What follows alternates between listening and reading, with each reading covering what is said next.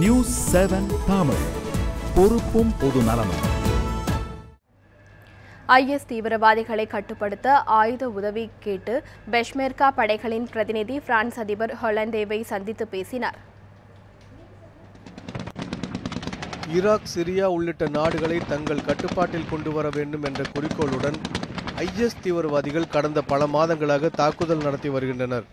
இவர்களுக்கு ஆதரவாக நூர்சா முன்னணி உள்பட பல்வேறு தீவிரவாத குழுக்கள் இணைந்து பணியாற்றி வருகின்றன. தீவிரவாதிகளை ஒழிக்கும் பணியில் சிரியா அரசும் அமெரிக்கா தலைமையிலான பன்னாட்டு படைகளும் தாக்குதல் நடத்தி வருகின்றன. மேலும் சிரியாவில் உள்ள குர்துக்களின் படைகளும் ஈராக்கின் தன்னாட்சி பெற்ற பகுதியான குர்திஸ்தானைச் சேர்ந்த பேஷ்மெர்கா படைகளும் தாக்குதல் நடத்தி வருகின்றன.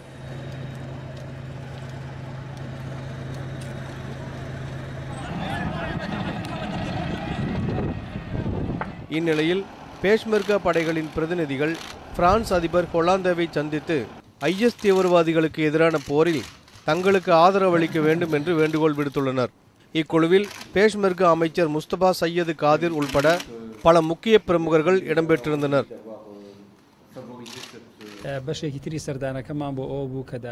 IS தீவிரவாதிகளை கட்டுப்படுத்த ஆயுத உதவி கோரியே நாங்கள் இங்கு வந்துள்ளோம். ஆயுத உதவி வாயிலாக எங்களால் வேகமாக செயல்பட முடியும்.